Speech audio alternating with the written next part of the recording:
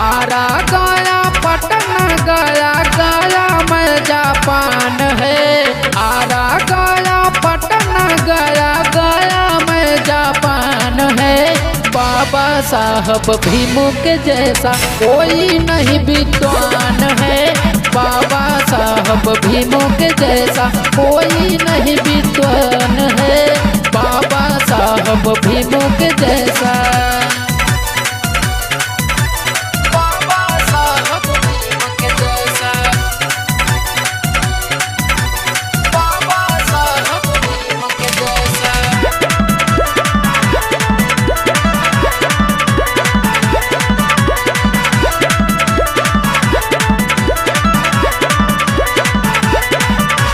कैले नारी के सम्मान दिहले कपड़ा रोटी मकान तोनी सुनला। कैले नारी के सम्मान दिहले कपड़ा रोटी मकान तोनी सुनला। इन्हीं के हाथ के रचल बाटे भारत के संविधान है। इन्हीं के हाथ के रचल बाटे भारत के संविधान है। बाबा साहब भीम के जैसा कोई नहीं विद्वान है। बाबा साहब भीम के जैसा कोई नहीं विद्वान है।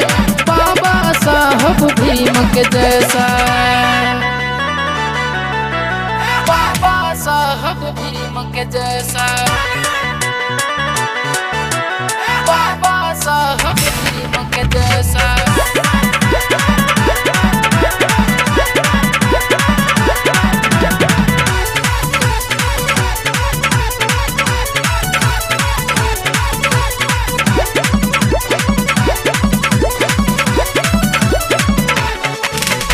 जेकर देश विदेश में नाम लोगवा करेला गुणगान तनी सुनला। हो जेकर देश विदेश में नाम लोगवा करे गुणगान तनी सुनला।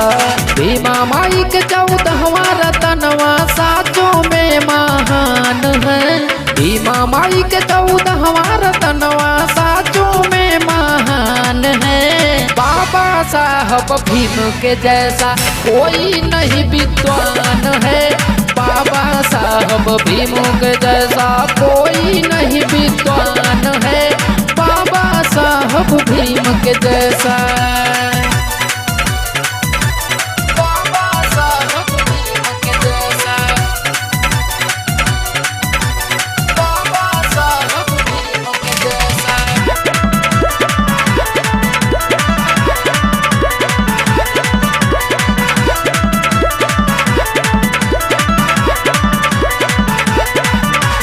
जेकर हर साल जयंतिया के मनावे प्रधानमंत्री तनी सुनला। जेकर हर साल जयंतिया के मनावे प्रधानमंत्री तनी सुनला। कोलंबिया विश्वविद्यालय में आज भी प्रथम स्थान है। कोलंबिया विश्वविद्यालय में आज भी प्रथम स्थान है। गावे लगनवा टंडन जेकर भारत भीम महान है। बाबा साहब भीम के जैसा कोई नहीं विद्वान है। बाबा साहब भीम के जैसा आरा गया पटना गया गया मैं जापान है।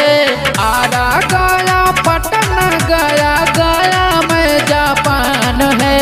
बाबा साहब भीम के जैसा कोई नहीं विद्वान है।